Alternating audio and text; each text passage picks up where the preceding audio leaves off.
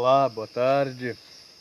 Estava meio sem fazer nada aqui, então decidi compartilhar aí uma rápida reflexão com vocês. Para isso vamos ler aqui dois versículos bíblicos. Um que se encontra em Mateus, capítulo 9, versículos de 35 a 38, que diz assim: E percorria Jesus todas as cidades e povoados, ensinando nas sinagogas, pregando o evangelho do reino e curando toda sorte de doenças e enfermidades. Vendo ele as multidões, compadeceu-se delas, porque estavam aflitas e exaustas como ovelhas que não têm pastor. E então se dirigiu a seus discípulos: a seara, ou a lavoura, na verdade é grande, mas os trabalhadores são poucos. Rogai, pois, ao Senhor da seara que mande trabalhadores para a sua seara. Vamos estar lendo ainda o Evangelho de João, capítulo 4, versículo 35, que diz assim: Não dizeis vós que ainda há 4 meses até a colheita? Eu, porém, vos digo: erguei os olhos e vede os campos, pois já branquejam para a colheita. Pois bem, vamos aqui fazer uma rápida reflexão a respeito de uma coisa que faz parte do nosso dia a dia, vamos assim dizer, né? Que é o tempo. Mas não é o tempo climático não, tá? É o tempo no sentido de daquele meio contínuo onde, onde os acontecimentos se sucedem de forma irreversível. O tempo que temos então a nosso dispor. O tempo é, sem dúvida, em primeiro lugar, o nosso maior ativo. Quando nós lemos literaturas da área de ciências gerenciais, no caso aí, administração de empresa, ciência da contabilidade, economia, comércio exterior, quando lemos, né, literatura ligada à área desse conhecimento, os autores dessa área, eles concordam em um ponto, que o maior ativo que uma pessoa pode ter é o tempo. O maior ativo que uma pessoa, que uma empresa pode ter é o tempo. Ativo aqui no sentido de bem mesmo, né? Ativo é bem. Então, e o nosso maior bem é o tempo. E o que nós fazemos com esse tempo, com esse ativo que está nas nossas mãos, determina o que somos e o que vamos ser em termos de futuro, né? Você pode, por exemplo, levantar cedo de manhã e escolher ficar 3, 4, 5, 6 horas nas redes sociais, né? Eu digo redes sociais porque hoje é o maior passatempo de muitas pessoas, né? Principalmente dos adolescentes. Não só os adolescentes, né? Tem alguns adultos também que só Jesus na causa. Mas você pode ficar aí 3, 4, 5 horas ou até mais conectado nas redes sociais. Eu digo até mais porque eu entendo que para você estar conectado na rede social, não precisa necessariamente você estar com o aplicativo à mão, né? Com o celular na sua mão. Às vezes você pode ir lá, posta alguma coisa lá, uma foto, um vídeo, qualquer coisa, e você fica pensando, né? Você vai fazer os seus afazeres, mas você fica conectado. A sua mente fica ligada, você fica pensando, quem curtiu, quem visualizou, quem comentou. Então, de forma indireta, você continua ligado ali nas redes sociais. Então, no aproveitamento desse seu maior ativo, o tempo, você pode escolher fazer isso, né?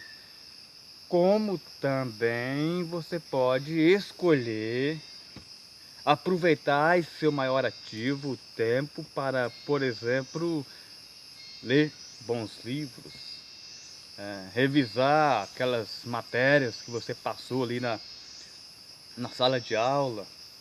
Você pode estudar e, consequentemente, tirar uma boa nota no Enem. Isso pode te abrir portas para você entrar em uma boa universidade, fazer a graduação dos seus sonhos. Ou se você já tem uma graduação, você pode tirar o seu tempo para estudar e, consequentemente, conseguir passar em um bom concurso público, né? Você pode conseguir a tão sonhada vaga no serviço público, se isso faz parte do seu planejamento de vida. Olha aí quantas coisas boas pode acontecer se você escolher, ou se nós escolhermos aproveitar de forma eficiente o nosso maior ativo, que é o tempo, né? É, todo tempo, o tempo, a maneira como nós aproveitamos determina o que vamos ser, né? E eu sempre costumo dizer, gente, que o conhecimento, a busca pela informação, o acesso ao conhecimento, nunca esteve tão fácil igual nos nossos dias hoje em dia, nossos dias atuais. Isso está muito fácil. Eu mexo com lavoura de café, sou cafeicultor. Eu tenho um aplicativo no meu celular, tinha até esses dias, que eu formatei e o rapaz tirou esse aplicativo. Mas esse aplicativo é o seguinte: se eu chegar lá na lavoura e ver alguma normalidade, alguma doença, alguma praga, eu tiro a foto ali das folhas do pezinho de café, e esse aplicativo, em questão de segundos, vai me dizer qual é o problema e vai me dar a receita, o que eu preciso fazer para combater aquela praga ou aquela doença, né? Enfim, ele vai me fazer o diagnóstico ali no meio da roça, literalmente no meio da roça, porque nem precisa estar conectado à internet para fazer isso. Então, o acesso ao conhecimento nunca foi tão fácil igual está sendo nos dias de hoje. No entanto, eu diria que talvez nós nunca tivemos uma geração tão desprovida de conhecimento igual estamos tendo nos dias de hoje, né? Apesar de toda essa facilidade. Está aí, por exemplo, as provas, né, aplicadas, os testes aplicados aí pelo Ministério da Educação. ENAD para curso superior e ENEM para ensino fundamental e ensino médio. Os resultados mostram que parece que cada ano que passa as notas estão diminuindo, ou pelo menos se estabilizaram. Não há um aumento das notas, não há uma melhora das notas. Ou seja, apesar de toda a informação, apesar de toda a facilidade, estamos tendo uma geração desprovida de conhecimento. E aí a gente ouve os especialistas dizerem, né? Ah, a culpa é do governo, a culpa é dos professores, e raramente alguns têm a coragem de dizer, não, a culpa também é do aluno. Eu diria que sim, gente.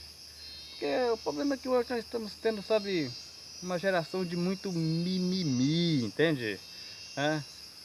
Porque, veja só, da mesma escola, da mesma classe social, da mesma faixa etária, sai o aluno que consegue ser aprovado em várias universidades. E também sai o aluno que não consegue ser aprovado em nenhuma. Então, a maneira, a forma de aproveitar o tempo é que faz toda a diferença. Os autores da área de ciências gerenciais, eles também afirmam, concordam em um ponto, que toda grande empresa, todo grande empreendimento, por maiores que sejam, em algum momento, foi apenas pequena uma pequena ideia na mente de alguém. Na mente de alguém que soube aproveitar com eficiência o maior ativo que temos, que é o tempo. as grandes descobertas científicas, elas foram feitas ou foram descobertas por alguém que soube aproveitar com eficiência o tempo. Eu acredito que brevemente vamos ter aí, né, a notícia de que finalmente o homem conseguiu a descoberta da cura do câncer, de todos os tipos de câncer, ou pelo menos quase todos os tipos de câncer. Inclusive, em 2018, o Prêmio Nobel de Medicina foi dado a 2 homens que descobriram coisas importantes aí na cura ou na busca da cura do câncer, né? Mas pode ter certeza de uma coisa, que quando isso acontecer, vai partir da mente de algum pesquisador pelo mundo afora, que soube aproveitar com eficiência o seu maior ativo, que é o tempo. E nesse processo de aproveitar com eficiência o ativo tempo, acontece, gente, o nascimento de grandes empresas, acontece o nascimento de novos produtos, né? Acontece a realização de grandes sonhos. Então, o que determina é a forma, determina o sucesso, é a forma ou a maneira como se é aproveitado esse ativo, o tempo. E o tempo também ele é capaz de fazer coisas incríveis na área financeira, né? A ilha de Manhattan, não sei se é essa a pronúncia, lá em Nova York, onde tinha aquelas 2 torres gêmeas lá, que os caras foram lá e derrubaram, né? 11 de setembro de 2001, vocês sabem. A ilha de Manhattan, minha gente, é hoje um dos lugares mais caros do mundo. Comprar um apartamento lá é um absurdo, né? É muito caro.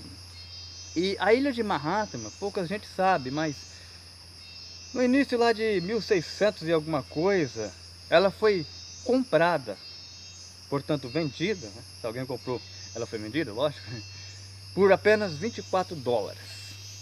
Aí você pode imaginar, poxa, uma merreca, né? 24 dólares.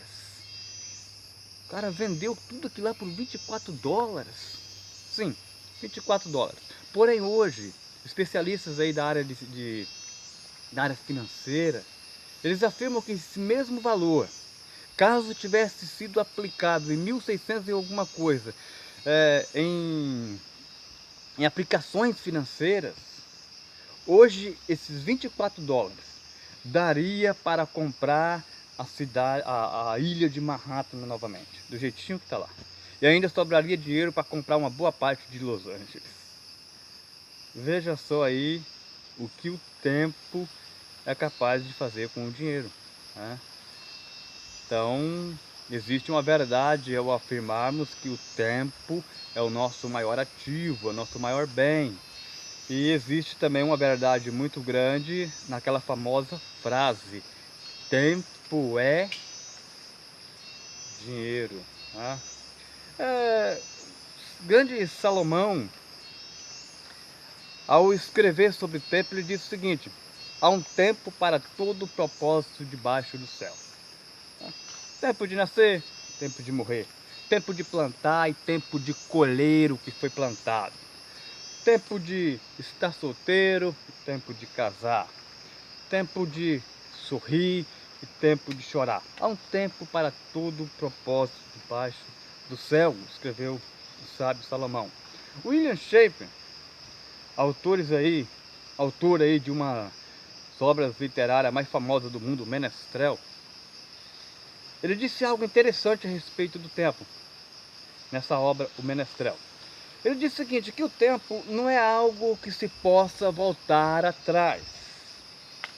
E em um instante, você é capaz de fazer coisas das quais se arrependerá para o resto da sua vida.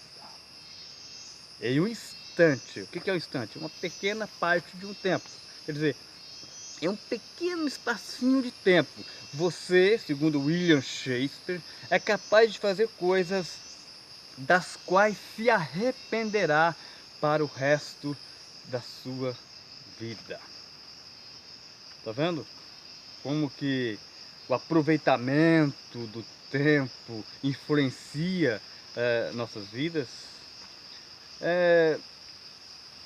O tempo, ele decide, né, milésimo de segundo, uma pequena porção de um tempo.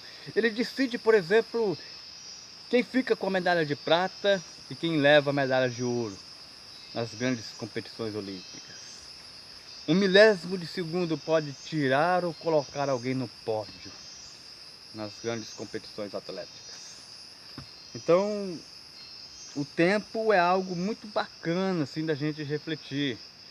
E quando eu faço essa reflexão a respeito do tempo, me vem à memória aquela grande tragédia, aquele grande, né, acontecimento que aconteceu no início do século XX, que foi o grande naufrágio Titanic. Todos já ouviram falar, né, ou assistiram o filme, ou os filmes, porque foram vários filmes que foram feitos a partir daquele acontecimento. O Titanic, ele era na época, se dizia que ele era o maior objeto até então construído pelo homem que se locomove. E também um outro adjetivo que se atribuía ao Titanic era a questão da velocidade. Ele era muito veloz. Era o navio de maior velocidade até então criado naquele tempo. E quando eles fizeram ali, né, a primeira viagem, né, da Europa à América, a Europa aos Estados Unidos, a primeira viagem, a viagem inaugural, a gente vê isso no decorrer do filme, né? Quando eles estavam em alto mar, a ordem foi dada: olha, vamos andar a todo vapor.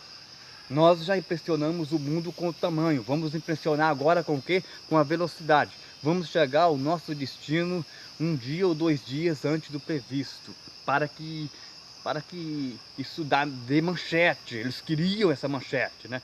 Titanic faz a velocidade mais rápida até então que um navio já fez da Europa à América. Então, o grande trunfo deles era o tamanho e a velocidade.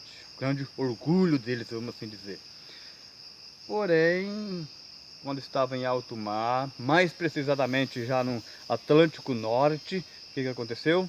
Eles se depararam diante do grande iceberg. E quando eles se depararam diante daquele grande iceberg, eles passaram a ter 2 problemas maiores. 2 problemas que contribuíram diretamente para a grande tragédia. Que era justamente o tamanho e a velocidade. Olha só que equívoco, né?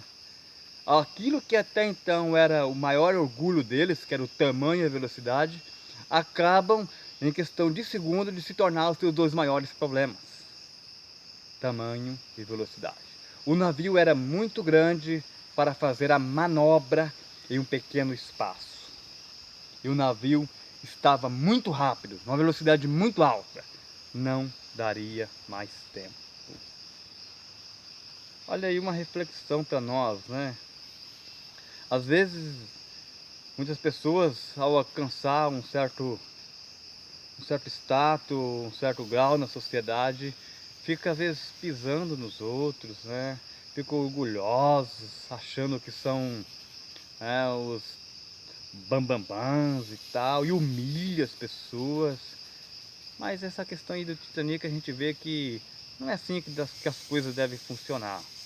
Aquilo que até então era o maior trunfo deles, o maior orgulho deles, acabou por se tornar os seus 2 maiores problemas: tamanho e velocidade. Mas nessa história do Titanic, o que mais me chama a atenção, fazendo assim essa analogia com o tempo, é que vocês viram lá no filme, gente, na proa, acho que é proa que fala, né? Tinha uma cabine, onde ficava 2 ou 3 guardas com uma luneta na mão, olhando. Luneta ou binóculo, não sei como é que é o nome daquilo. E eles ficavam olhando. Aqueles rapazes ali, eles tinham a seguinte missão: ver ou avistar, né, a aproximação de possíveis icebergs. Essa era a responsabilidade deles. ver os icebergs. Hoje, especialistas da área naval aí, engenheiros navais, afirmam que se aqueles carinhos, aqueles rapazinhos lá que ficavam lá naquela cabine, vendo ou avistando possíveis icebergs, se eles tivessem visto o grande iceberg 30 segundos antes, 30 míseros segundos antes, possivelmente teria dado tempo de fazer a manobra e assim evitar a grande tragédia. Olha aí, 30 míseros segundos custando a vida de centenas de pessoas. Porque tinham 2.000 e poucas pessoas a bordo e apenas 700, 800 pessoas conseguiram se salvar. Mais de 1.000 pessoas morreram por causa de 30 míseros segundos. Olha aí, 30 míseros segundos custando a vida de centenas de pessoas. 30 míseros segundos levando para o fundo do Atlântico Norte sonhos, projetos, grandes ideias, nascimento de grandes empresas, talvez grandes invenções, talvez perdão não liberado, talvez amores não declarados, remorsos, fortunas, né? Porque ali naquele navio tinham pessoas ali que eram consideradas pessoas mais ricas da atualidade, e eles tinham o costume de levar à parte, né, alguns pertences valiosos, como joias. Inclusive no enredo do filme, você pode notar que o filme gira em torno de a busca, né, inicia a busca de uma pedra de valor, chamada de Coração do Oceano, né? Então ali no Atlântico Norte afundou grandes riquezas, grandes sonhos, grandes projetos, por causa de talvez 30 míseros segundos. Entende como é que o tempo influencia nossas vidas? Pode mudar as coisas de uma hora para outra. E no texto que nós lemos, né, nos dois textos que nós lemos, Jesus, ele de certa forma fala a respeito disso também, do tempo. Do tempo. Jesus estava andando, cercado de uma grande multidão, e ali ele teve compaixão daquela multidão. E ele dizia: andam como ovelhas que não têm pastor. Aí ele voltou para os seus discípulos e disse: olha, a seara é grande, a lavoura é grande, mas poucos são os trabalhadores. Lá em João, no segundo texto que nós lemos, ele disse: a seara, no caso a colheita, a lavoura estão brancas para a colheita, porém poucos são os colhedores. Jesus aqui está falando de tempo, né? Tempo de colheita. E quando se fala em colheita, gente, é uma coisa muito bacana, deve ser observada. Uma coisa muito bacana deve ser observada, que colheita você não adia. Não tem como adiar colheita. Eu mexo com café aqui, já disse isso, né? A colheita foi há 5 meses atrás, mês de março, e abril e maio. Eu não poderia escolher deixar para fazer a colheita agora.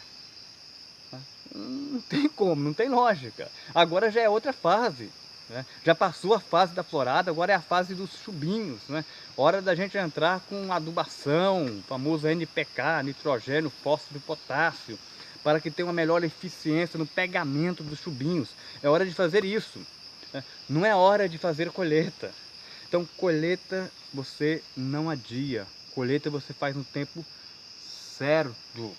E Jesus estava dizendo o que ali para os seus discípulos? Estava dizendo o seguinte, que a hora de atingir essas pessoas, de impactar essas pessoas, é agora. O campo está branco para a colheita. A hora de alcançar essas pessoas é agora, né? Jesus poderia ter dito: vamos deixar essas pessoas aí quietas, não vamos atingir ela não vamos alcançá-las não. Vamos deixar para que daqui 2 milênios. Daqui 2 milênios vai ter lá aquele padre lá famoso, Fábio de Mello, né? Um grande homem, tem grandes sermões, de vez em quando eu ouço alguns sermões dele, um cara muito bacana, canta, né? E fala coisas bacanas. E muito admirado aí pelos nossos irmãos católicos. E Jesus poderia ter dito, não, vamos deixar isso para o padre Fábio de Mello, então vamos deixar essas pessoas aqui do deserto para ser alcançadas, para ser impactadas pelo reverendo Hernandes, que é hoje uma das maiores autoridades no meio presbiteriano, ou pelo pastor Silas Malafaia, que é um pastor muito conhecido também no nosso Brasil. Não, gente, Jesus não pôde ter dito isso, ele não disse isso. Ele disse, olha, está pronto para a colheita tem que ser feita agora. Jesus está dizendo o seguinte, que o tempo de impactar pessoas é agora. Nós temos que aproveitar o nosso tempo, né? Temos que aproveitar as pessoas que estão aí para ser alcançadas com o nosso perdão. Tem que ser feito agora. Tem coisas, colheita não se adia. E tem coisas na vida que você não pode ficar postergando, você não pode ficar adiando. Você tem que decidir, né? Por exemplo, na área de relacionamento, isso aí seria até assunto para outro vídeo, né? Tem pessoas que não conseguem se resolver nesse ponto, porque foram, de certa forma, sofreram uma grande decepção, né? Aí ficam esperando a decisão do outro, quem sabe um dia ainda vai dar certo e tal, e fica naquela coisa. E na maioria das vezes essa pessoa está te tratando como segunda opção. Isso, gente, não vale a pena, não perca tempo com esse tipo de coisa, porque você está perdendo o seu maior ativo, que é o seu tempo. Então, Jesus com essa reflexão que ele fez ali com seus discípulos, está dizendo isso. É hora de impactar pessoas, a hora é agora, a hora de liberar perdão é agora, a hora de trabalhar é agora. Então tem certas coisas que é como a colheita, você não pode adiar, você tem que decidir e você tem que fazer. E quando se fala do tempo, eu costumo dizer que o tempo não passa tão rápido como as pessoas costumam dizer. Eu prefiro acreditar na ideia de que somos nós que passamos muito rápido no tempo. Eu gosto muito da área de astronomia, né? De vez em quando eu leio alguma coisa a respeito, artigos, essas coisas assim. E quando esse povo dessa área de conhecimento fala do tempo, eles concordam em uma coisa, que o tempo é 1 ano, 10 anos, 1 século e até mesmo 1 milênio não é nada na história do universo, né? Não é nada na história do universo. E de certa forma, se a gente for analisar bem, ao pé da letra, isso tem até um certo, eu diria que um certo respaldo bíblico. O apóstolo Pedro diz que um dia para Deus é como 1000 anos, e 1000 anos como um dia. Então o tempo, eu entendo que ele não passa tão rápido assim. Somos nós que passamos muito rápido no tempo, né? O salmista, em um dos seus salmos, ele dizia que o homem é como uma flor, né? A flor nasce ali no campo e daqui a pouco murcha e acaba, né? Como a erva que brota e daqui a pouco passa, né? E ele conclui esse salmo dizendo, e nós voamos. Ele fala ali do tempo, e nós voamos, ou seja, nós passamos muito rápido no tempo. Então, que possamos saber aproveitar com eficiência o nosso maior ativo que temos, que é o nosso tempo, né? Nós partimos da premissa de que você pode tirar 3, 4, 5 horas por dia fazendo coisas que não vai te oferecer nenhum crescimento pessoal ou até mesmo profissional. Mas você também pode tirar 3 ou 4, 5 horas por dia para aproveitar com eficiência o seu maior ativo, que é o tempo. E assim, quem sabe, se você tiver até mesmo aptidão para a área de pesquisas, né? Certas pesquisas, você pode até inclusive ser aí o autor, o grande autor da descoberta de uma fórmula capaz de curar o câncer.